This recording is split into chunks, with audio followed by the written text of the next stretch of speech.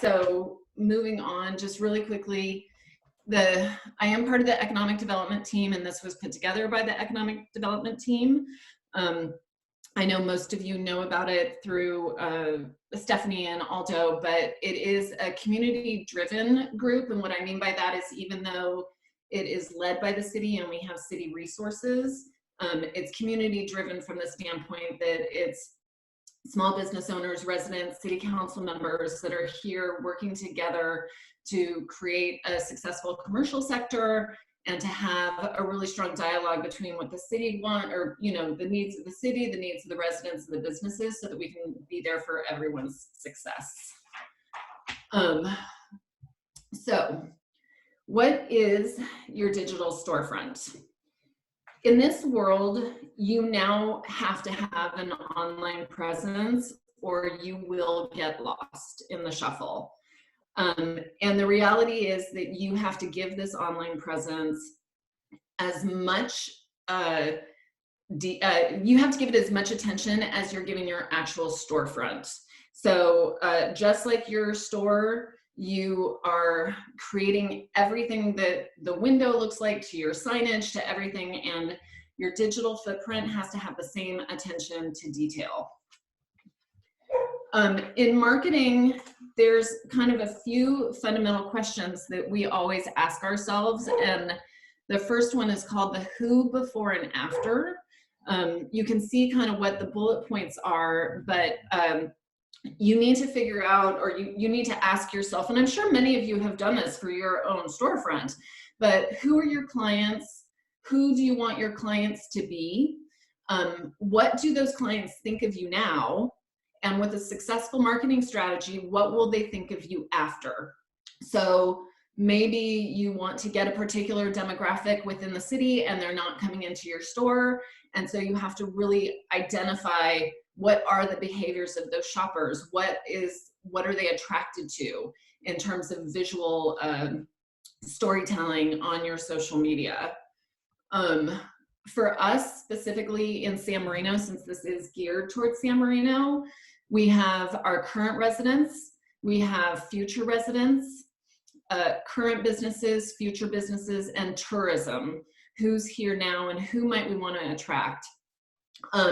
Who as a business community, if we are all doing everything really great in terms of a business and there's a vacant spot on Mission or a vacant spot on Huntington, if we're all doing a really great job on our social media, we might actually attract another business that would be a fit for our community. And so it's kind of thinking about all of those different things, just who we are now, who we want to be, how do we want to attract them, and this is really homework that you have to do on your own for your clientele. But if you do it, it will be a big benefit to you and it'll help you understand what kind of look and feel you are trying to create. The other thing you have to ask yourself is, what are you trying to do with social media? Are you trying to do brand awareness? Are you trying to generate sales? Are you trying to grow an international following? Are you trying to engage your community? And more, so on and so on. There's a lot of different things you can do with social media, and you have to ask yourself, what is it that I am trying to do? Am I trying to drive leads to my online store? Am I trying to get people in my door?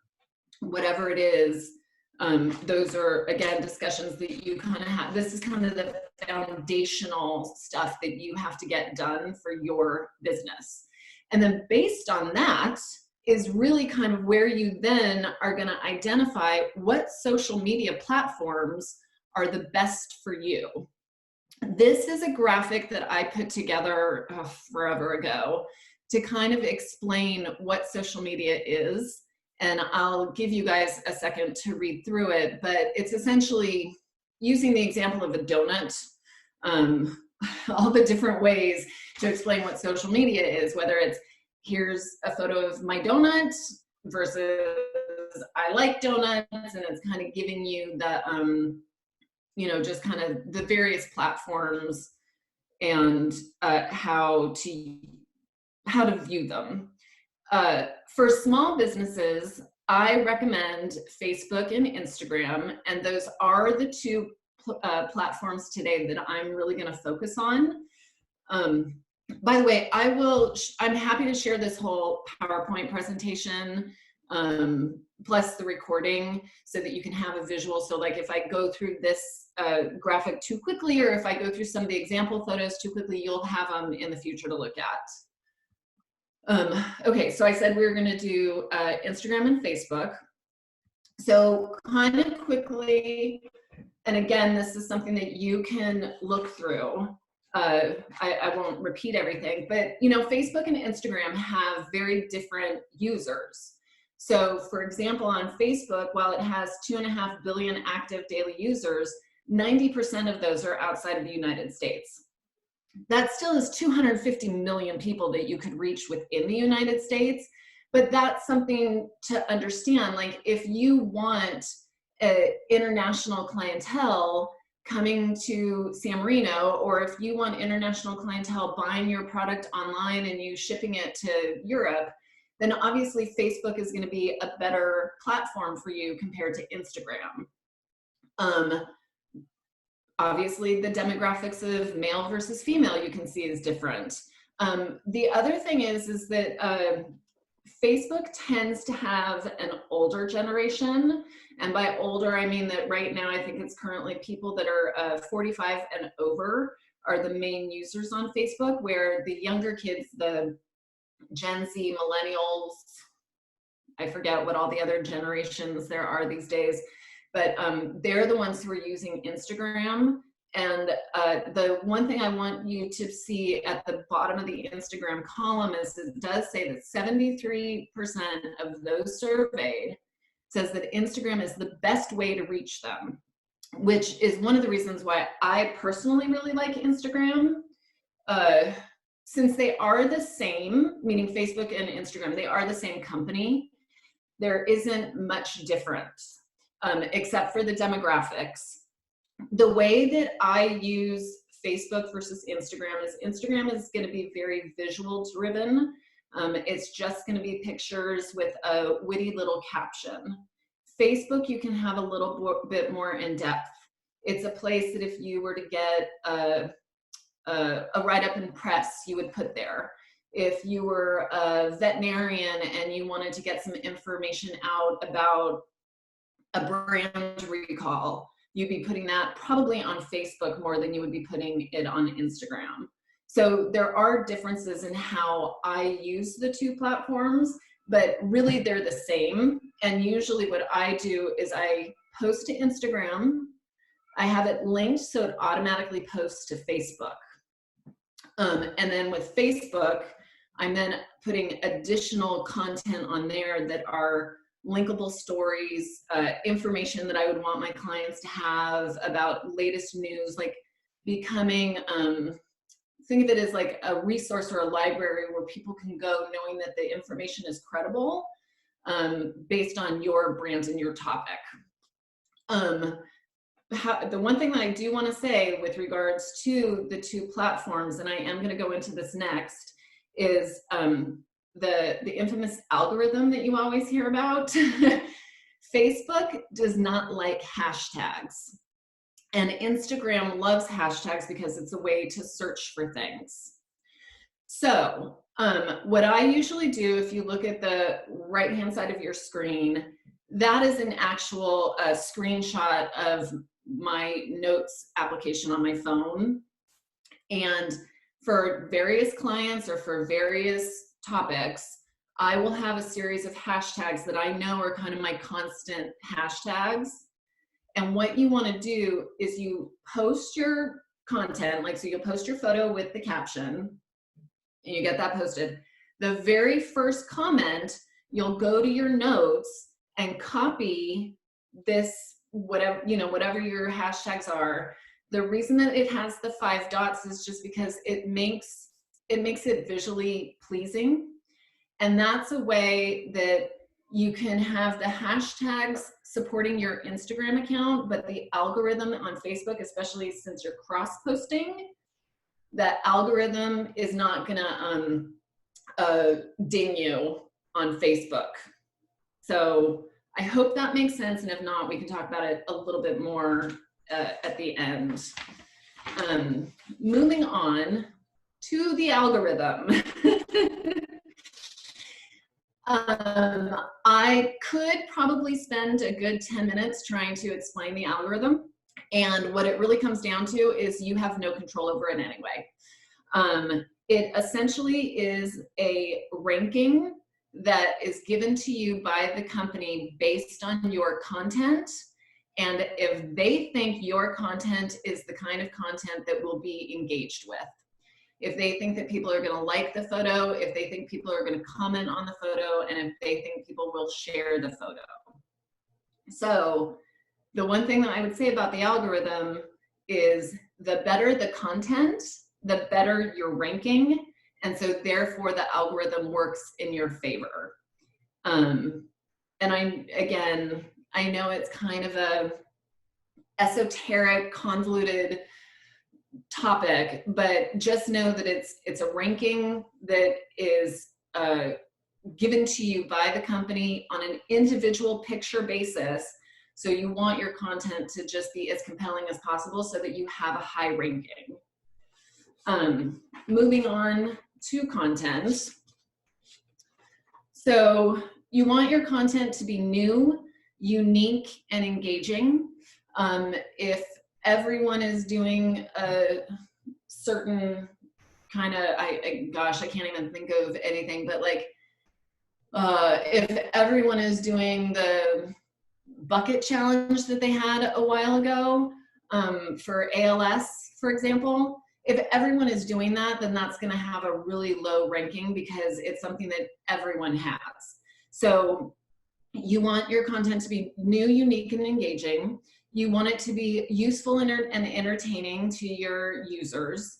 You want it to reflect your brand, and you want it to be aspirational. The picture that I included here is actually a friend of mine who, her whole thing is she goes around and eats desserts, and you can see that it's like, there's kind of this aspirational quality of like, oh my God, I wish I were at the beach eating a sundae, or that rainbow cake looks really good. It's very interesting content. She's organized it in such a way that it flows, which we'll get into. And then, so now it's just kind of some tips and tricks. So with regards to your content, what I can say is the brighter, the better. It has always been taught to me that when you're editing your photos, you want to have your phone or your computer on the highest bright setting you can have. And you edit from that setting so that you know you're making it as bright as possible. You also want to find the light, but not full sun. I think I have an image next, which I'll go to. So this is an example of, you know, finding the light, that the child isn't backlit, because if you try to make the image on the left any more bright, it's going to blow out the background and you're going to lose the image. Versus the image on the right, he's forward lit. You can see all the details. You could actually make that even brighter if you needed. And so this is an example. If, for example, if you have a product that you're trying to sell, make sure where you place it in your store, where you're going to take that the picture, put it in the light, not direct sunlight, but put it in the light so that you're getting the full image and it's not getting washed out by whatever is happening in the back. Again, I talked about being aspirational. Use depth of field or portrait mode to your advantage. Depth of field, if you don't know, is when you have the item is focused in the front and then everything gets blurry as it goes back. As you can see, you can't see the detail of this woman's apron, but you can see the crisp detail of the cookies. I personally have an iPhone and I know that it does have portrait mode. I am not sure about Android devices, but I imagine that their cameras are equally as stellar, if not more. On an iPhone, What some people don't know is you can actually go into video mode and you can take still pictures when you're in video. So you would have the video on, and as soon as you do have it on, in the bottom left-hand corner, a little white button shows up, and that's actually how you take a still photo of the video. So I often will have the video going because then I can zoom, I can move away, and then as I see pictures, I'm just hitting that white button and making sure that I'm, capturing interesting content. You want it clean and simple and not cluttered, and I'll give some examples. So these are just some, the next series are just some photos that I pulled up that I thought were interesting in terms of content. Obviously the one on the left is a food photo. You can see the sloppy Joe in the forefront. It's using the depth of field in the back, but the colors are bright and vibrant. You get a sense of maybe this is some people out for lunch together, so it becomes that aspirational aspect. The photo on the top right, the reason that I picked this is not only because, again, it's creating this lifestyle that somebody may want, but I also wanted to use it as an example of if you're trying to sell something like a salad bowl, or let's say the vase in this is what is the item that is being sold, you want to, if you can, I would highly recommend taking the time to style the photo to highlight what you're trying to sell. Not just take a picture in your store of the salad bowl on the shelf or the vase on the shelf.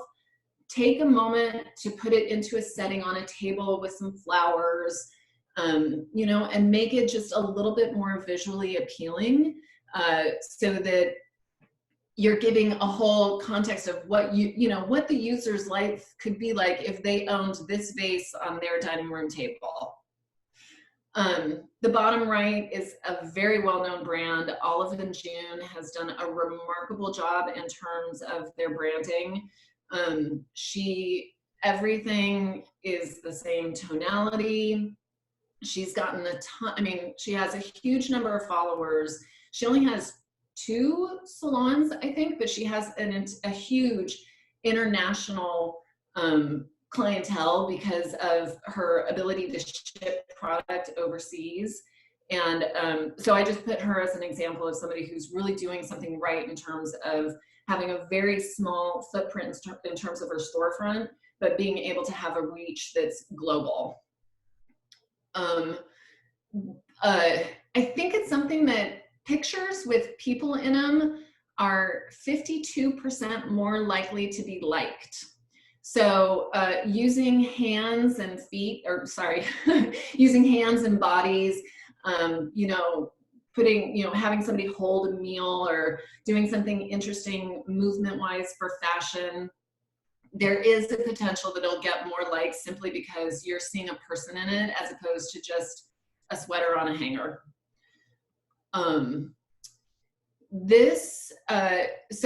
Well, first I'll go the bottom right photo. I just like, this guy's a foot surgeon.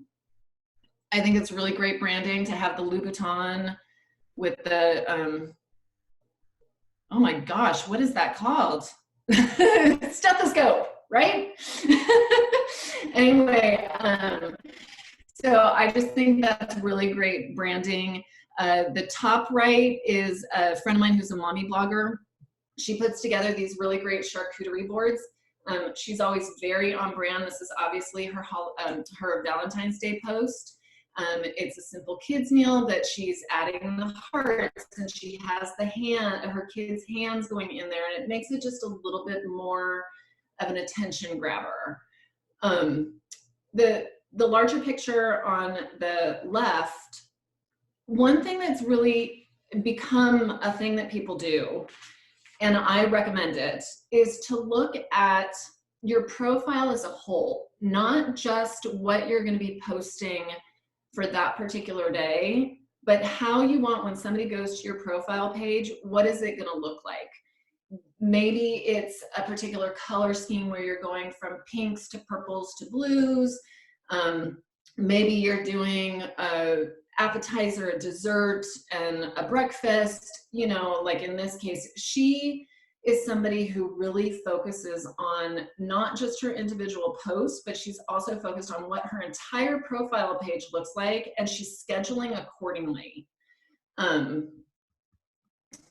So now I'll move on to Instagram stories, where a post is more static and it's gonna live there for, well, I guess as long as you don't delete it. Instagram stories are a little bit more dynamic and spontaneous. There's 500 million active users, as you can see on stories. It is a platform in which you can do a little bit more fun in terms of graphics and GIFs. You can do, a lot of people use it to do features that have polls or music, quizzes, AMAs, which is Ask Me Anything. It's really great for to do a fashion show, a tutorial. You can cross-post something that inspires you.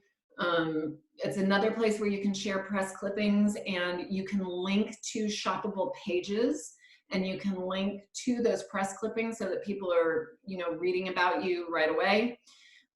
It's also a place, because so many people are using it, they are probably posting stories about you. And if you're not going into your direct messages, you might not see them. But if they are tagging you, then you can be cross-posting the community that is supporting you, which is always a really good thing. The other thing is that when you do have stories, while they do only live for 24 hours, you can create a highlight section in your profile page. And again, this is all on Instagram. And sorry, I'm going to go back for a second. Stories can also be directly shared to Facebook. So all of that, you know, they're all working together in this, which is why I'm kind of focusing a little bit more on Instagram. It's just because it's all cross-postable to Facebook. And then Facebook, the difference is that's where you're gonna also link more articles and informative stuff. So in this case, you would create a highlight that is, this is Cake Monkey. They're a very successful bakery in LA. Everything about their page is on brand. They have these highlights that are very specific to, you know, what was a story, but they're now creating as a highlight so that a user could come back and read or go through the stories on their delivery options, their various cakes, the various gifts. So while they do live in your feed for just 24 hours in terms of being available right away, you can save them as a highlight. And I would recommend making sure that your highlight buttons match your brand. Moving on, content calendars. I think, and I would say, especially during this time, thinking ahead about what your content is going to be is, it's only going to help you. Thinking about, you know, we just had Easter, and if you're thinking on Thursday, like, oh, Easter is on Sunday, I need to post a whole bunch of stuff, like, you're going to be too late. You know, you're not going to have enough time to really style a photo. You might not get the photo you want because it's raining, whatever it is. So I think that a content calendar is extremely important to keep you on track. It's a place where you can create blog ideas, you can have different post ideas, and it just, it keeps you forward thinking, and it keeps you in a creative mode about, what do I want to do for Mother's Day? You know, and in theory, everything should work together. I know who my client is, and I know what kind of marketing message that I want to give them. Mother's Day is coming up, and I know that, you know, I have a clientele that is 60% female, and I know that Instagram has 60% female. So therefore, I'm going to do a marketing blitz on Instagram about the perfect Mother's Day gift. And then maybe what you can do is tie in with a story that you as the shop owner are walking around and saying, hey, I just thought I'd put together a Mother's Day basket by grabbing some things off my shelf and putting together a basket, or coming up with like one clothing item and 5 different ways that somebody might be able to wear it. So it's the same clothing item, but it's attracting maybe 5 different kinds of women's style. Picking an item in your clothing store and pairing it with something from your house, so that people don't feel that like they have to come in and buy all 5 things, that they can buy one thing and know how to make it work with their clothes at home.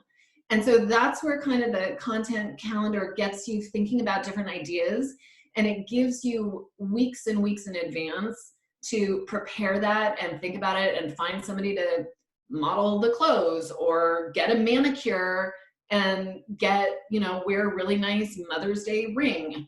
I don't know. But, it gives you those options to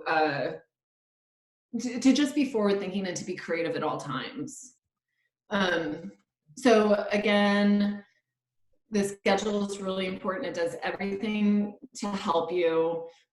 Going back to the idea of organizing photos so that your profile page looks well curated, not just your post pictures look original and vibrant.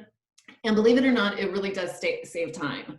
If you use, there are programs out there where you can actually upload a week's worth of posts, schedule them all, and you're done. And then the rest of the week, you spent 4 hours on a Sunday uploading all of these pictures. They're going to Facebook and they're going to Instagram, getting launched at various times. All you have to do then is spend the rest of the week replying to comments, making sure it gets posted, having that time then to do the more spontaneous stories, as opposed to worried about like, oh, I really want to do a story today, but I haven't even figured out what my post is going to be for the day. I'm going to go into a few little don'ts right now. This may look like a really great photo because it's a yummy donut. But what you don't know is that this is actually a screenshot of a video. The person tried to tear open the donut to show the filling, which is a thing that people do on Instagram. And instead what happened was that all the filling just dripped out. And unless, well, how do I put it? Unless you're the kind of person that likes going to Dr. Pimple Popper, this is not the kind of content that people want to see. It's just very unappealing to look at your food goop out. Some other examples of some don'ts. The picture on the left, it's a very beautiful dress. It gets lost in this image. It's competing with the window pane. It's competing with the shingles in the back. It's competing with the lace curtain. There's just too much going on that the dress itself gets lost.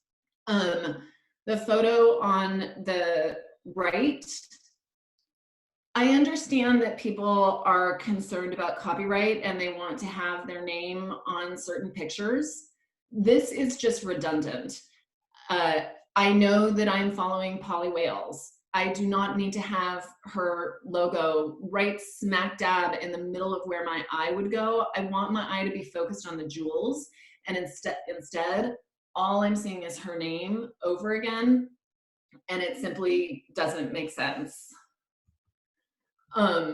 You want to have well manicured, aesthetically pleasing hands or feet. This manicure holding a cookie would be the most unappealing thing, at least for me. If I saw that and somebody was holding a really cute cupcake or, holding a salad bowl like we were talking before, I'm going to be drawn to an aqua unmanicured hand. I'm not going to be drawn to the product. And these are things that you really do need to think about when you're creating your content.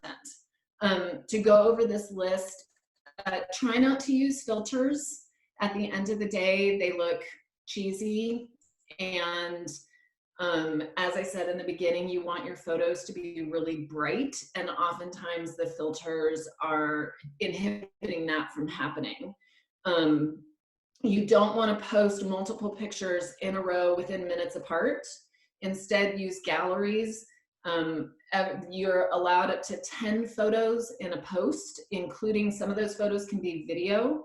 So you definitely want to go with that option as opposed to posting, you know, just what I'm saying, like 10 photos in a row, 2 minutes apart. Your ranking is going to go down because it's not adding any new useful content. I would say don't post anything that is not on brand. And when I wrote this bullet item, it really came from a place of, let's say you are going to be part of a bake sale to raise money of some sort. And your branding colors are pink and white, and the person organizing the bake sale has chosen green and purple.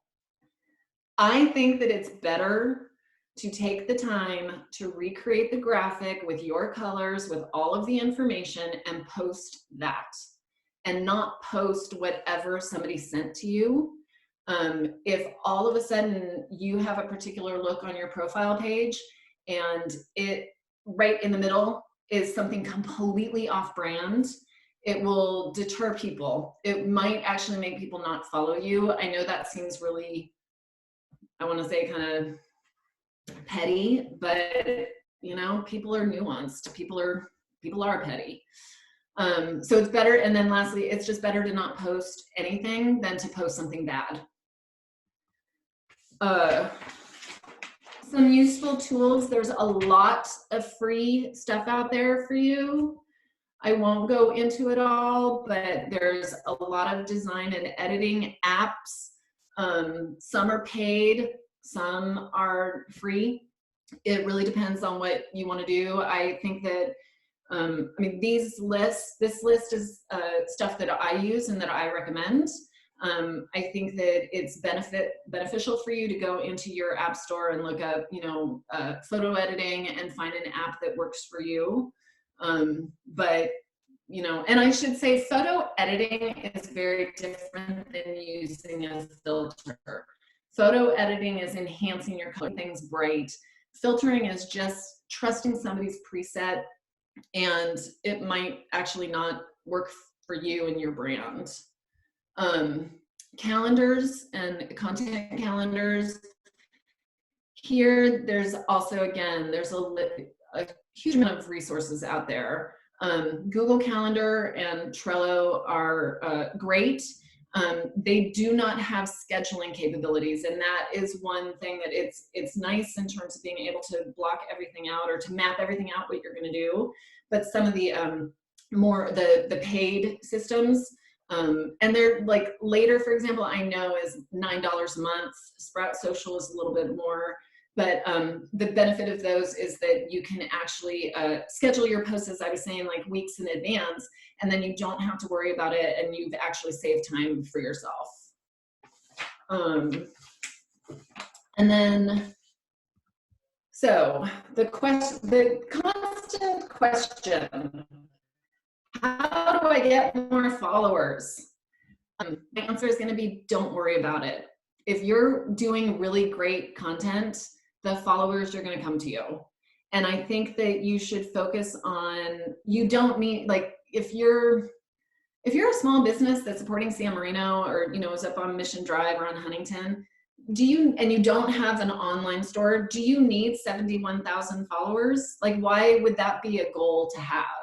I would think that you would want to make sure that you have 4,000 followers that are actually coming into your store and purchasing, and not have this, you know, this defined goal of, oh, I need to have 15,000 followers. I need to have 100,000 followers. Great if you can do that, but I think that you should focus more on, if you have really great content, the followers will come to you. And then this, and I apologize, I saw at the last minute that there's a curse word in there, but this is the other thing that's really important as it pertains to your followers. if you are not responding to direct messages, if you are not responding to comments, if you are not like participating with the people who are participating with your account, you will be left behind. People want to feel as though they're engaging with somebody on the other side of their phone, which is why they're making a comment. Even if you're just going through and liking it, or saying thanks, whatever it is so important. I know a lot of people that simply because they haven't taken the time to, for example, they'll put up on their stories that, you know, you can ask them anything or whatever, and then they don't respond to any of those comments. Like, people don't want to get, the next time they want to do an ask me anything, nobody will want to participate because they never got any, they weren't engaged with the first time. So why would they even play along with you the second time? So I think that that's something really important. And I think it's something that you guys know from your stores, that if you have a storefront, every single person that comes in is a potential sale. It's somebody that matters. And that's the same thing that you would find on social media, is that every single person matters. And when you look at them that way, your followers will grow, then your rankings will grow, your business will grow. You know, somebody might be coming to town and being like, oh my God, I follow you on Instagram and I just really wanted to have lunch here. I follow you on Instagram and I really wanted to, I saw that thing that you posted a week ago and I was hoping that I could come in and get it. Those kind of things matter. Next steps, I would definitely audit your account. Take a look at your account and see what in the past has worked for you, what has gotten a lot of likes and comments, and what hasn't. And identify those posts that have gotten a lot of likes and think about okay, so, you know, that could be an indication of what people like about your brand. And you can start thinking about your content along those lines. Like, there are certain things that didn't work and I want them gone, or I'm not going to recreate them. And these are the things that got 100 likes. And so I'm going to focus on how I can recreate this with other products in my store. Look at the upcoming months, especially now, since a lot of us don't have our storefronts open. Look at the coming months and think about, how do you want to come out of this time, you know, to grow your business? And how has this been changing everything? Maybe you've now really been focusing on your online store and you're seeing results. And so when you come out of this, you want to continue focusing on your online store, and what platform works best for that. Definitely do your who before and afters.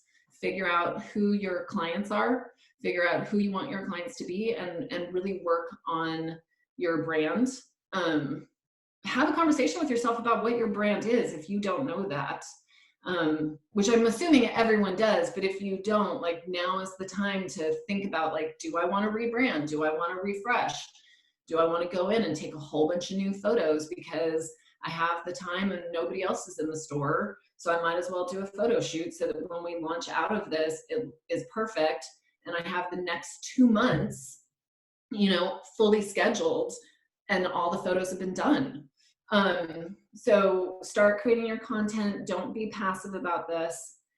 And the other thing that I would say is support one another. My last slide, and again, I can share it. This is everyone that I have found that is a small business within San Marino.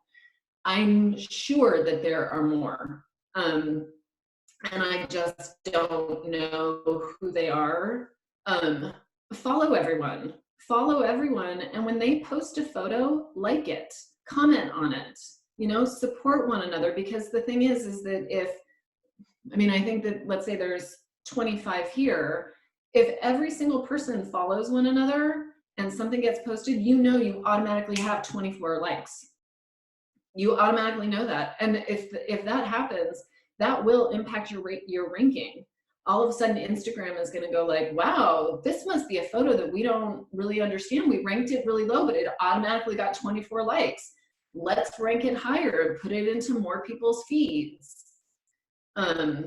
So I really, really recommend following everyone, supporting everyone, liking every photo that you see, commenting if you feel like saying, hey, this was a really great photo. I don't know. I know that I follow everyone in San Marino, and as soon as I see a post come up, I like it. I'll send a DM. I'll do whatever I can to help support. So that was my presentation. I hope it was helpful. I hope it was good. Oh, thanks, Stephanie. I see you clapping.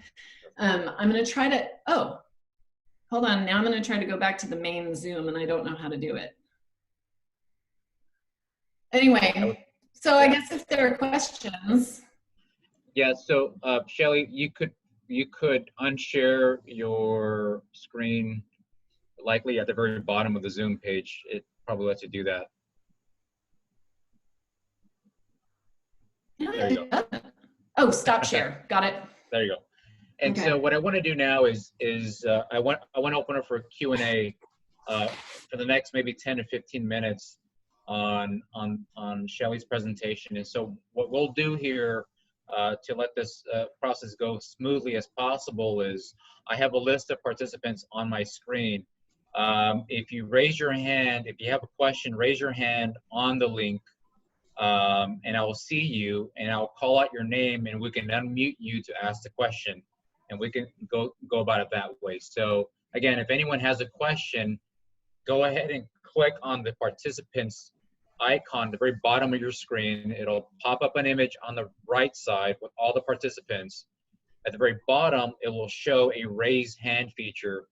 Raise your hand now if you have a question for Shelly. Lori. I see you, Lori. I will unmute you to ask your question. Stephanie, if you can unmute Lori. Okay. Hello. Lori, yes, we can hear you. Hi, Lori. Hi. Great job. That was really interesting. Thank you. Thank you. We're lucky to have you in our community. So seriously, anyways, I have a lot of questions, but I think one of the things I kind of struggle with, and I'm a little uncomfortable with, is how personal you should make your Instagram if you own a store. Some people really put the owner and put a face to that. Some people, I'm sort of camera shy. I don't like doing that. I'd rather do other people.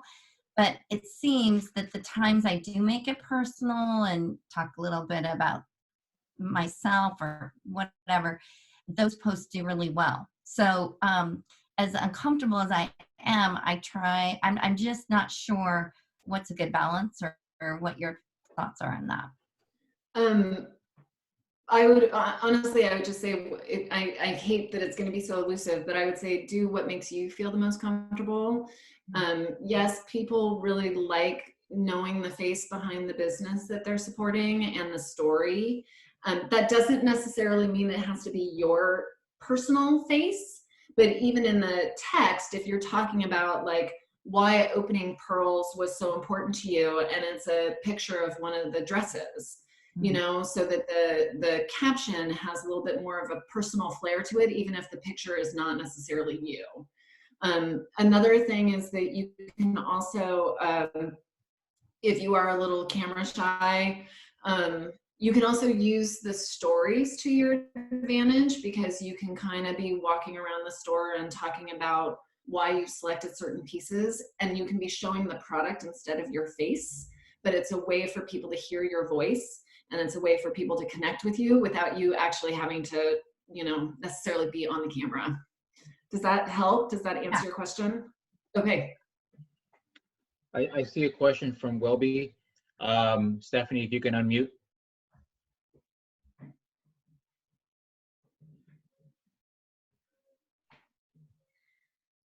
Go ahead, Welby. Hey, how you doing? Good. That's good. I got my question. Which platform should I use? I got a business consulting company, small business consulting company, and I use Facebook all the time. I never used Instagram. Okay. How could Instagram benefit me? Well, I'm sorry, I didn't hear what kind of company you have. have a small business development company. Oh, So I help businesses with marketing, things like that. So I got a Facebook page, but I wonder, and I yeah. never use Instagram for my business. How could that help me? Well, I would say that the way that you would want it to help you is by, because I'm in this too, since I do marketing as well. Um, Market yourself. Okay. You got to show that you know what you're doing by marketing you and your life, and showing that you know how to grow followers, you know how to create content or whatever it is, you know, that you are, you're kind of, you become your own case study for why people should come to you. Okay. I got you. Yeah. So, but I would definitely use Facebook. As I said, I would use it for, like, if that's a source that you're using to put up articles about certain marketing strategies and that kind of stuff, use that to have those articles available, because you can't link to those in Instagram. Correct. And then, like, my Instagram is a very personal page, but it's also kind of, you know, I'm trying to show people, like, how to write a witty caption or how to do a story. Okay, I you got know, you. Right. so that's what I would recommend. Okay, thank you. Yeah. I see a question from Korish. Stephanie, if you can unmute. Oh, I just got muted.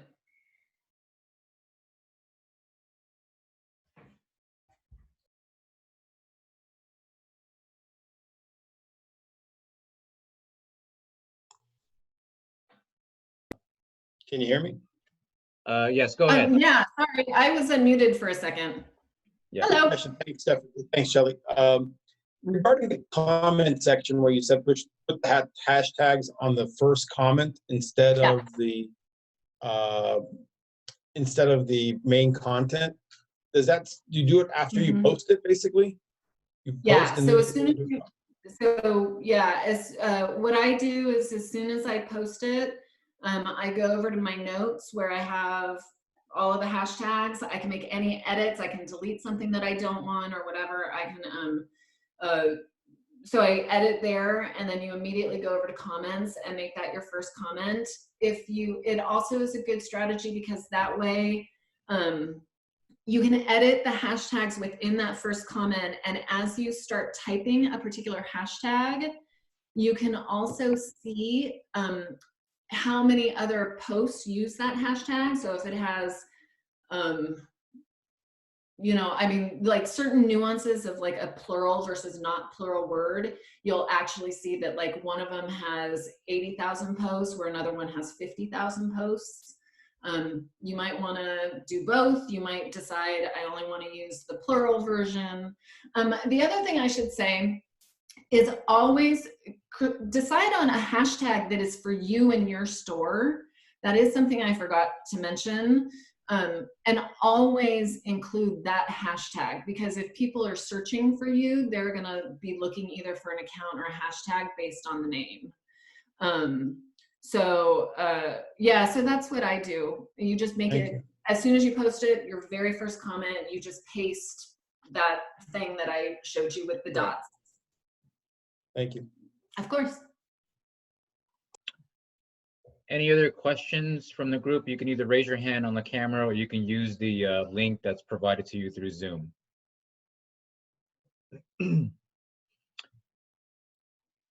Lori, you have another question? I do. So one thing, and I may have missed this, how many times a day do you recommend to post on Instagram? I would really recommend, well, my answer is really going to be, if it's good content, you can post a couple times a day. If it's repetitive, I mean, as I said, I would not post if it is not compelling and something that, like, you really want to put out there. You know, the reality is that the way that the elusive algorithm works is that you might post something at 8 in the morning, but depending on what ranking the company gives you, it might not even show up into my feed until the afternoon. Oh, really? Yeah. So, you know, there are a lot of times where I will see people's posts and it's like 2 days old. So you want to make sure, that's why I'm saying that like being original content is really the key to making sure you're being seen. So the algorithm is kind of like a gatekeeper. Yeah. It literally is it's a score that the company gives, and the company being Instagram or Facebook or Twitter if you're using Twitter. They look at it, they look at the photo, and they decide, again, it's all mathematical, but it essentially there's a decision made. Is this unique? Is it engaging? And if so, I'm going to give it a high ranking. And that ranking, when you open your Instagram account, just so you know, the very first photo that you see is because Instagram has decided that that is the #1 photo that you will probably engage with. You, Lori. Huh. Okay. So it's like, and that's the thing is that let's say Karina posts a picture and you and I both follow her. We all follow her, right? I open my Instagram account and it's the #1 photo because Instagram has decided that I'm going to engage with it first. But it's your 7th photo. It's because it's decided that it has a ranking lower than #1 based on your activity, you as a user. That's why it's really, the algorithm is like a tricky thing to understand. And so that's why the best way to bypass it is to make sure that your content is, I mean, I know I keep saying it, but to just make sure that your content is really engaging. And the other way to bypass it is to make sure you all support one another. Because if the second we see a photo and we all like it, the algorithm is going to think, oh, I was wrong. This photo is engaging. I should put it into more people's feeds. But if someone followed you, they got it. They immediately got your post. Uh-huh. But you're saying no. They No. Instagram will hold it back if they don't think it's worthy. Yep. They will wait to see how people engage with it before they decide, okay, we're actually going to release this into more people's feeds. So if you put, I don't know how many followers you have, but let's say you have 900 followers and you're only getting it, you post a photo, it is not getting into the feed of all 900 people. It's maybe getting into the feed, it's getting into the feed of maybe 50 people. They're seeing how people engage with it. And if they're not engaging with it very well, they will take it out of the feed. They will not re-up it. So your 900 people are maybe never seeing it. Got it. Yeah. It's I mean, that's the one thing. It's social media is a tricky little beast that way. Yeah. Interesting. Thank you. I saw a raised hand from Tom. Stephanie, if you can unmute Tom Round.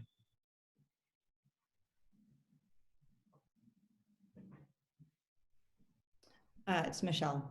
Oh, sorry. That's what it says. It's okay. So to piggyback on that, does that mean the algorithms determine who sees it and when? So there's not a rhythm or a time that's the best time to post? No, in fact, what I would say is, so every single Instagram account, you can go into your analytics and it will actually show you where your followers are online the most often. Okay. And it could be very different for every person. And it could be very different every day. Okay. So what I would do, there is one of the apps that I put up there is called Iconosquare. It is a paid app and I'm not sure what it costs, but it has a service where you can get a whole bunch of statistics on your account. By you plug in your profile and it will run a whole bunch of statistics. And in fact, you can even put in like 3 competitors and compare yourself to those competitors in terms of likes and followers and engagement and all of that kind of stuff. So that may be a value, but if you go into your analytics, you should be able to see when people are the most active. which you want, because let's say you're only getting in front of 50 of your 900 followers, and you know that a majority of your people are on at noon, then you know that if you post at noon, the first 50 that it releases to will more than likely see it, engage with it, and then if you have a good engagement in that certain amount of time that Instagram has allotted you, Right. it will then put your photo into other people's feeds. Okay. And then one more question. So when you keep saying make sure it's good quality content, is that based on our own history of what has gotten a good response? I mean, there's no guarantee. How do I guarantee that this is good content? If I might think it is, but you might not. Well, what I would say, that's what I would definitely do, the account audit and see what posts in the past have gotten, you know, a really good feedback. What posts have had 75 likes versus 15 likes. And that will be like your particular content that you've published in the past to see, you know, what's good. And then also, you know, think about other ways that you might be able to change, you know, experiment a little and see like, oh, I'm going to do a post that I pull out this one shirt and I style it 3 different ways, and see how that works with your clientele if they like that. You know, and it will take a while to kind of figure out what your best niche is. And the other thing I should say in terms of, especially people with retail businesses like clothing, jewelry, make sure you're showing a wide demographic of people, different sizes, meaning physical sizes of people, busty women, flat-chested women, different races and ethnicities. You know, make sure you are kind of encompassing all the different people that you can encompass if you have that ability to kind of show that, because that will also increase your reach if, you know, people think, oh, that's just a San Marino store and they only cater to such and such people. You know, show that you do have things that plus size women could wear or whatever it may be. Thank you. Karina, do you have a question? I know you unmuted yourself. Oh, no, I didn't. Actually, I was asked to unmute myself. Okay. But I thought I thought that everything that Shelley is saying is great. I'm, you know, really useful information. I see that you didn't mention Planoly under useful tools. Is that not something that you like to work with, or do you? You know what? I just don't know it. It's called Planoly. Planoly? Yeah, it's another one like a Iconosquare, or that also lets you. I don't know it, so I'll have to look it up. Okay. Yeah. Well, with that said, I wanted to thank, if everyone can welcome me to thank Shelley on a lot of great content, a lot of good questions from everyone. And so I wanted to thank everyone for taking the time, especially Shelley, in sharing her experience in this marketing strategy in general, and also during these tough times for all of us. And so I want to thank her very much for her work. Thank you. And so with that said, I'm going to bring it back to the staff to go over a very brief presentation on sort of the resources that are available to everyone financially, and other resources, of course, during these times of crisis. And so Shelley, not Shelley, but Stephanie, if you want to go ahead and give that PowerPoint presentation, share your screen, and go over some of these resources briefly. Of course. Just one moment. Isaac, did you have a question? I saw a hand on your screen. No, I think he was applauding. Okay. I was applauding. Okay. Okay. Go ahead, Stephanie. Okay. And I'll remind everyone that we are still recording the meeting, and we'll certainly share this information with the group. Anyone who's interested in this presentation, both Shelley and the cities and this entire presentation, we'll figure out how we can get that out there as fast as possible. So thank you. Thanks again, Shelley. Can everyone see my screen? Yeah? Okay. So we went through and looked into some resources for San Marino businesses. As you probably know, there are a lot of loans that are available for businesses, especially now that business is very slow. You may be struggling to keep all of your employees on payroll. So we want to make sure to provide a list of services that are available for you so you can start applying to everything. Everything seems to be in a bit of a backlog, but as soon as you can apply, this will make you a little higher on the wait list and hopefully provide the services to you as soon as possible and help you and your employees maintain business as usual. The first program that we want to mention is the CARES Act Paycheck Protection Program, or PPP.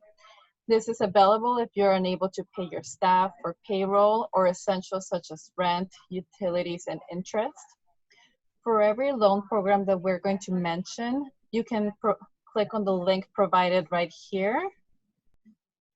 So you can visit there to learn more about what is required to qualify. And you have the link on how to file the form.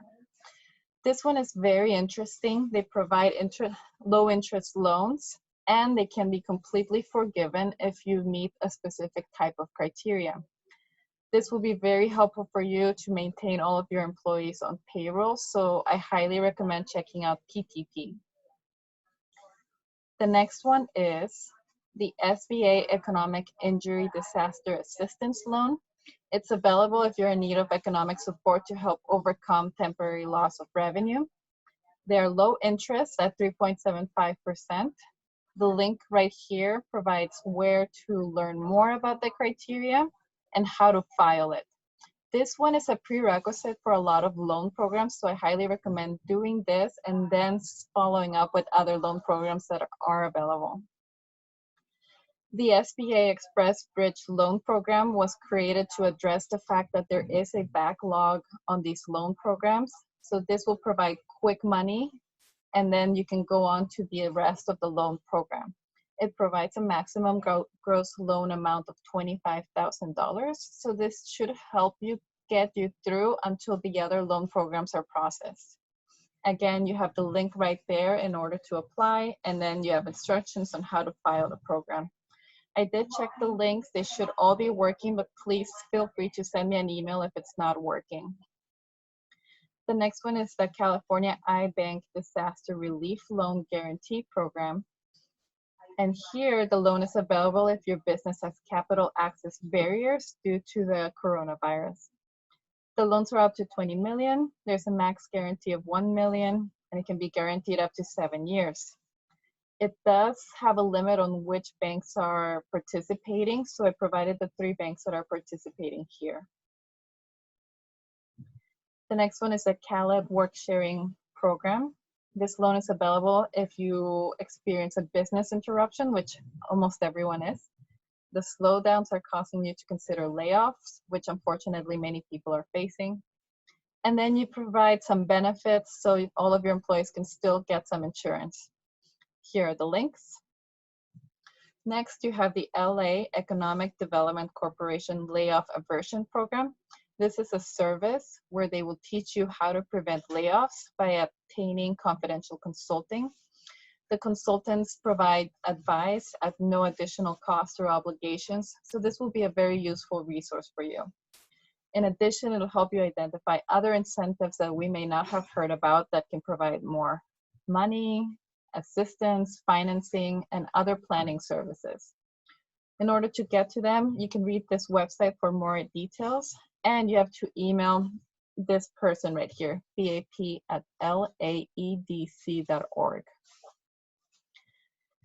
Next, you have the County of LA protection from price gouging. Some of us are experiencing this. So in order to follow up on this, please save all of your receipts and call the number provided below. They will find the person for price gouging, and they will make sure that you get the right price for your items. Next, you have the LA County AJCC Rapid Response Program. This service is available, again, if you're facing layoffs or downsizing, and will provide you guidance during the transition process. This is mainly to help your workers who face the layoffs transition with less stress and deter a lot of the economic impact. So if you're facing this situation, please contact Kindra Kinnard at 818-267-7775, and her email is right there. Then you have disability insurance benefits. The email is there, and how to file for it is available as well. You also have resources for paid family leave, especially if you are taking care of an ill or quarantined family member with COVID-19. It provides up to 6 weeks of benefit payments, and in order to file, the link is provided. Next, you have unemployment insurance that you can provide for your employees that are at home due to COVID-19. They do ask for verification. It will provide partial wage replacement for your workers, and it will also range from $40 to $450 per week for up to 26 weeks. Finally, you have paid sick leave. This provides funds in case you or a family member are sick and cannot go to work. And then it's pursuant to the paid sick leave law, which was passed recently. And then you have workers' compensation information, health resources that you can check out to stay informed on all of the policies that are changing. If you want to know what policies you have to follow for your business, we have the links available here at the city, county, state, and federal level. Here are more resources that you can look at. And finally, here are some next steps for your business in order to facilitate the transition. We will email these PowerPoints so you will be able to see everything with more detail, don't worry. And just make the necessary adjustments as we weather this storm, and hopefully we'll get through it as soon as possible. Thank you all for listening to this. Thank you again, Shelley, for all of your help. If you have questions, please don't hesitate to ask. And just before you conclude, Stephanie, I do want to note that we did present two very different subject topics this morning. But very much very, very critical pieces of information on both ends. And so Stephanie and I, for the last couple of weeks, have been researching as much as possible what resources are available to our businesses, to our business community. And this is a very short snapshot of what we found so far. I will say this, that according to the SBA, the Small Business Association website, the majority of the banks in this city are participating in these programs. So certainly reach out if one of these banks are part of your everyday operation. Certainly reach out to them. They're very likely participating in these programs to help you.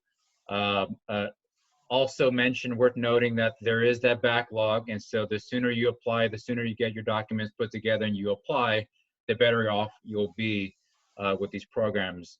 I will end by saying that Stephanie and I are still monitoring these programs. We're certainly not the subject matter experts to these programs. I encourage you to as soon as we send this PowerPoint to the group, certainly look at the resources that are available to you. Certainly call the banks and see what they can do to help you. We are a resource to you, and at the end of the presentation, you'll see both Stephanie and my email address. Reach out to either one of us and we can certainly help guide you in the right direction. And so if anyone has any questions on the last piece of the presentation, you can certainly ask now. I know we went a little over the presentation. We're supposed to go about an hour, but we're here to help if you need anything from us at the moment. So again, if you have questions, certainly raise your hand via the screen, or you can raise your hand via the Zoom meeting and we can get to your questions.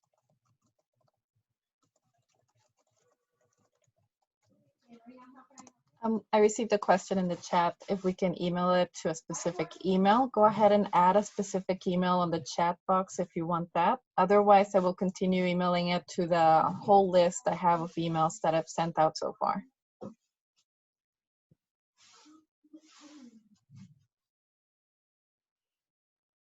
Okay, and Stephanie, if you want to unshare the presentation, we can get back to the main screen. And so if anyone has any questions now, you can certainly use the chat, or you can raise your hand and we can do our best to answer those questions. But again, at the moment, Welby, we did receive your email address on the screen, so we'll be sending you the information. Thanks a lot for that.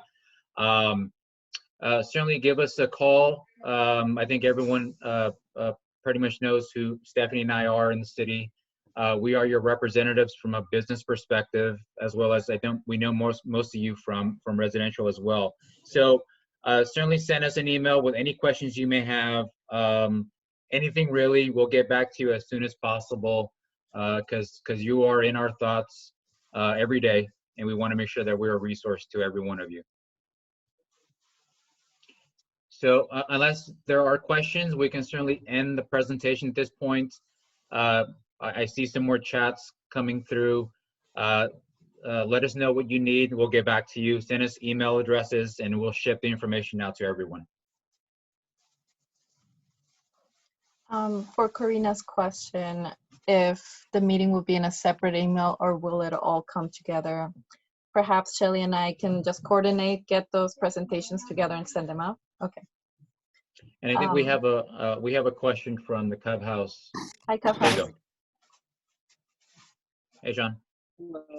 Oh, am I unmuted? Can you guys hear me? Yeah, go ahead. Go ahead, Sean. This is slightly off topic, but maybe you guys are used to that from us. If we could start a dialogue about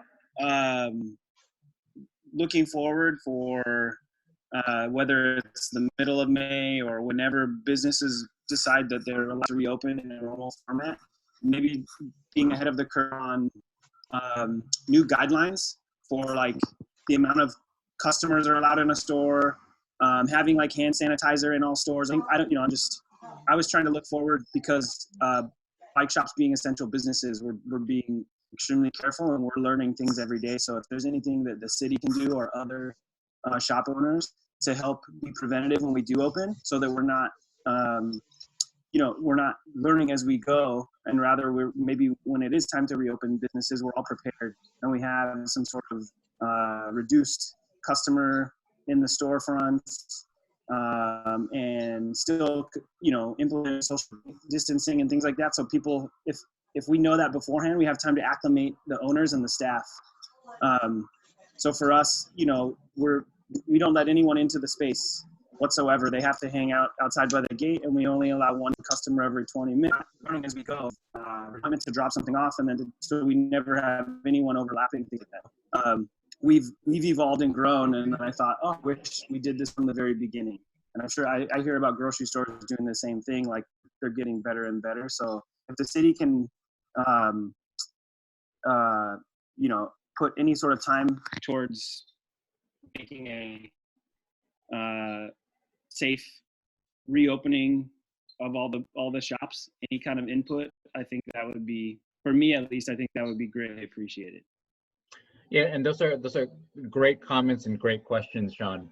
As you know, we're at the mercy of the city, of the county of LA public health with respect to closures and safe distancing and social distancing, and so we have to abide by whatever executive orders that are out there. But certainly, to be proactive with respect to the businesses and giving them a heads up as to when certain things are starting to relax. We as a city can be on top of that, and as soon as we know in terms of relaxation of these requirements, we can send it out to the group. That way everyone can know when things are changing for the better in our case. So great comments, great questions, and we can certainly be proactive with that. Yeah, and I think if say we set a date, I'm sure they're not going to say as of tomorrow. We're going to have some sort of a time buffer before you're allowed to open. So maybe if we can set another one of these meetings in between that time and just go through and have a little brainstorm session with all the businesses and with you guys, I think that would be great. Yeah, I think that's a great point that you're making there. And Stephanie, if you can jot that down for the next meeting. We have already started to talk about transitioning into this process and how the message is going to get out there with respect to residential and commercial operations. And so we are beginning that conversation in-house, and the more information that I get, hopefully in time for the next time we meet, I can have that information out for the group. But that's a great point. I think that's a great idea for the next meeting, and we'll keep that posted. Awesome, thank you. Are there any other questions? If not, again, we'll send out the presentation to the group via the emails that we have, and use the resources that are on those presentations. Stephanie and my email are at the end of that. Send us an email. Let us know what you're thinking or any ideas you may have, and we'll reach out back to you guys, to the team. On that note, thank you for participating, and we will speak to you soon. Use our resources. Again, I don't have everyone's email address. I don't recognize everyone here, but certainly send us your contact information, and we can make sure that you're part of the group moving forward. Okay. Any questions? Shelly has a question. Stephanie, you want to unmute? Oh. There you go. I was just waving goodbye. Oh, you're just waving goodbye? Okay. All right, everyone. Thank you. Everyone. Be safe. Thank you. Thank you.